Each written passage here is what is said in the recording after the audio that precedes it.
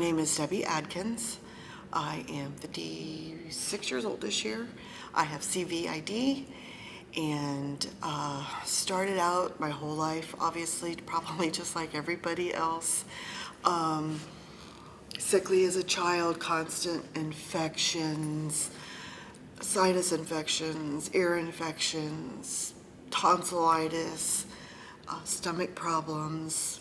My nickname used to be, believe it or not, they used to call me Skinny Bones because I was Skinny Bones back in the day. I was just a sickly child, and antibiotic after antibiotic. My mother, would take us to the doctor and he would just say, oh, she's just one of those kids that's just going to get sick a lot.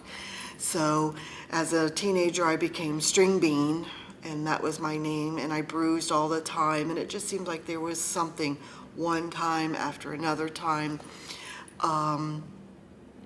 As I started to get older, I was married and wanted to have children, and I wasn't able to conceive and couldn't understand, so I had some female issues as well. They told me I did not ovulate, cyst problems, so I wasn't able to have children. And then when I was 30, I got pregnant with my daughter and had her at 30. And 31, she was born a week before my 31st birthday. I asked for if I needed birth control or help because I thought, obviously I can do this. They said no, and 3 months later I was pregnant with my son. After that, no more, obviously. I was not well. My son and I almost didn't make it through the second pregnancy.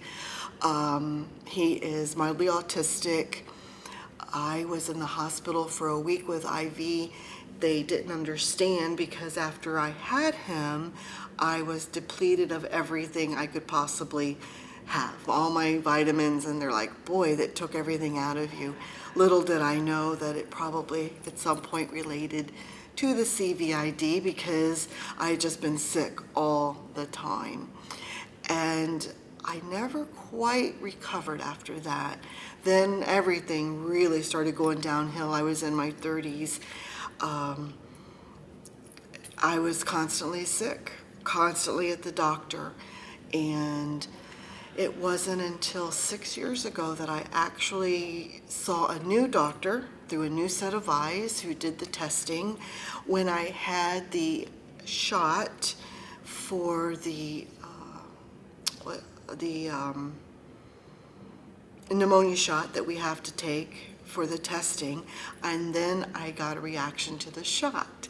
I woke up the next morning, my arm weighed 20 pounds, it was the size of my leg, and I was running 102 fever. 3 trips to the hospital from that and steroids. A month later, finally got the results of yes, I did have an immune deficiency. I started IV therapy for about 1.5 years. Didn't do real great with the side effects. Real bad headache, nausea, just didn't do well. So went with sub-Q. Did that for about 1.5 years, and then I was bruising and wasn't absorbing as well and having issues. So I went back and forth, and I think a lot of us patients do that. We end up going back and forth. I'm really struggling right now with my body being attacked on a regular basis, autoimmune. So I try to do medicines for autoimmune, and then I'm doing sub-Q for the immune deficiency. So some days I feel like I'm in a war, which part is going to attack me first, but it is a long journey. I know a lot of the CVID patients that I've met have all been in a long journey. I think together support, the retreats, the walks are awesome. We get a lot of information brought to us. We get people who support us, and we lean on each other. So even though I know I have a long journey still ahead, but hopefully through the IDF and everybody that's out there, it just helps us keep moving along. What advice can I give for somebody just starting out?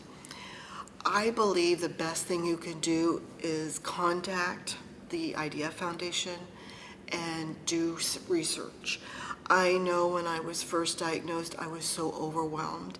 We live in a small rural town up in northern Indiana, and there is not one person anywhere in a 50-mile radius probably that has a PI that's been diagnosed. So it was very isolated as far as what do I do, where do I go? Reach out to as many venues as you can to get help with the information. Join a peer support group, or I know the Facebook, the CVID Facebook webpage is amazing. There's constantly people asking questions and getting information. So get as much information as you possibly can.